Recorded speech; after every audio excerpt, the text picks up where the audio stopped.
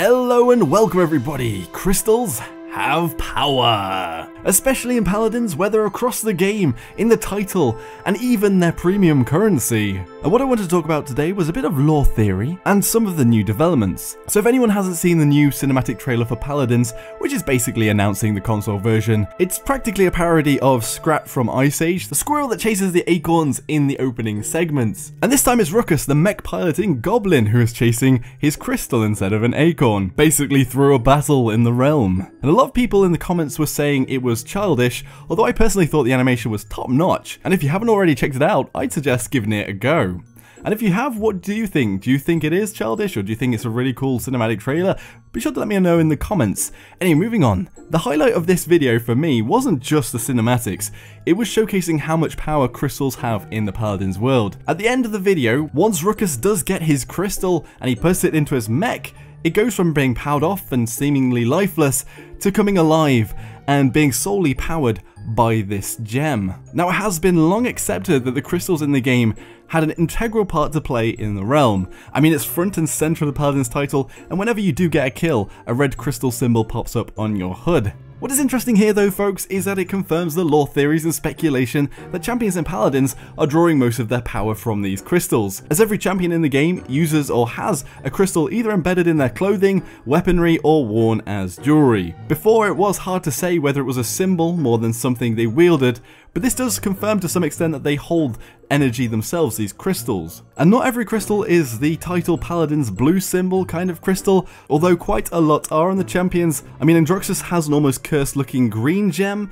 Bomb King has pink gems, and Drogus has a ruby around his neck. Whilst I don't want to go into the Steven Universe theory about crystal gems, maybe they have different powers themselves and harness in different ways, although the morality of stuffing an astral being into a trinket to wear and wage a mini war is questionable. In Paladins, there's also a clash of sci-fi or modern elements with mechs and guns against the fantasy world Paladins is set in. I think the lore of science being based off of this arcane power of crystals and merging with a fantasy element rather than just a sci-fi makes it easier to digest and accept in the game. For example, Victor has blue gems in his belt, but also has the magazine of his weapon, and also you can see inside the chamber of the weapon there's this sort of blue glow, and the same glow as the crystals. Tyra too has gems embedded into the magazines of their weapon, and although these are more like a yellow topaz looking thing, it still points to the fact that either the bullets are propelled by these gems or the weapons themselves are powered by the gems. With Tyra and Victor, there are questions with these magazines whether some of the crystals are more powerful than other ones.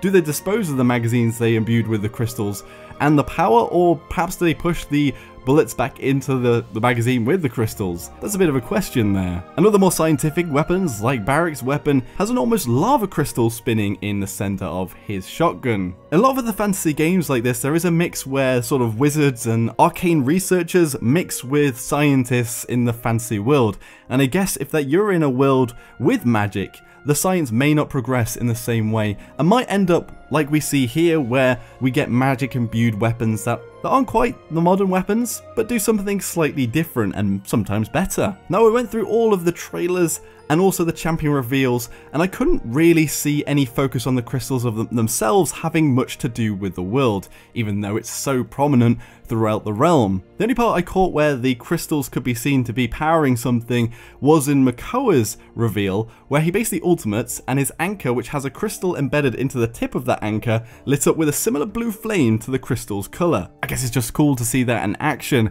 Also worth talking about, even Evie, who is meant to be a witch, has crystals in her staff, belt, and jewelry. She does have a grimoire or book of spells in her belt, and Torvald also puts his fists together with runes, but alongside those runes has a crystal in there. So the other question that we could ask ourselves, do the crystals hold the magical power themselves and all of the magical power in Paladin's world, or do they amplify the powers that already exist, and is there magic alongside these crystals? At the very least for me, going back to the Ruckus mech being unpowered without a crystal, it gives us a sense that they are incredibly powerful and are probably the main source of power our champions are drawing upon. The other questions of lore with the crystals that is brought up is, how exactly do the champions of the realm get their hands on these crystals to fuel their powers in the first place? How common are these crystals in the world? For example, in the payload map Frostbite Cavern, there are machines cutting up the ice that appear to be powered by crystals themselves. And do they also power things like the water features in Stone Keep, as there are statues and things with crystals within them,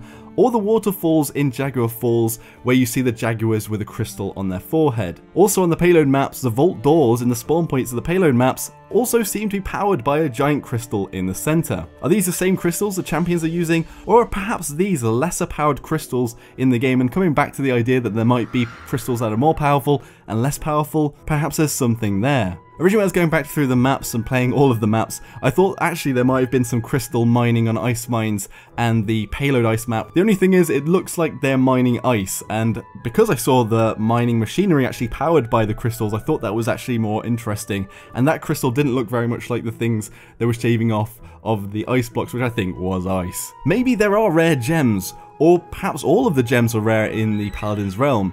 And are the gems part of cultures in Paladins? Because there seems to be lots of factions. You can see different factions banners within the Paladins world, different communities, including the Pip Creature Society that we saw in Brightmarsh, the newest map. So in some of these societies, could they hold an almost ritual significance? For example, a lot of architecture, the gems are featured, like the statues in Stone Keep, geometric shapes on the front of books, and basically all over other maps. And all the banners and faction icons seem to have the Paladins or the crystal symbol featured somewhere within them.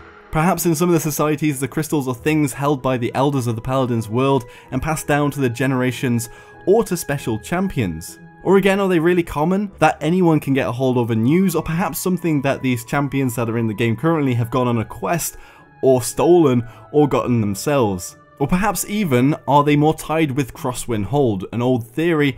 And in the original champions that did have some lore, most of these champions were travelling to this Crosswind Hold to spread their exploits, fame, and for glory. So do these champions that compete or enter the realm of Crosswind Hold gain a crystal to fight there? Perhaps that could have something to do about it. And another lore question that hangs over us, quite literally, is does it have anything to do with the moon shattering? Did the crystals get scattered across the planet and did people just come across them? That could be another idea. But again, there's no set story yet released for Paladins, and it's only speculation at this point. I do think the crystals, from a design point, give a good bridging mechanism in story to say why some of the champions have sort of sci-fi elements, but are still inhabiting a fantasy world. I know that it's quite obvious that the Paladins and crystals have some massive significance in the game. We haven't really seen it so explicitly shown where Ruckus Mech is completely powered down without it.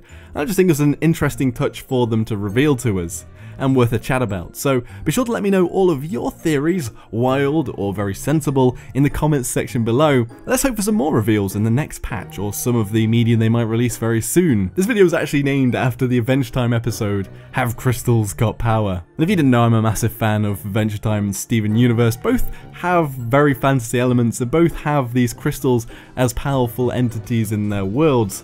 So I thought it was a nice little crossover to add in there. But anyway, if you enjoyed that video, be sure to press that like button, subscribe for more of my content, and I'll see you all next time. Joshino.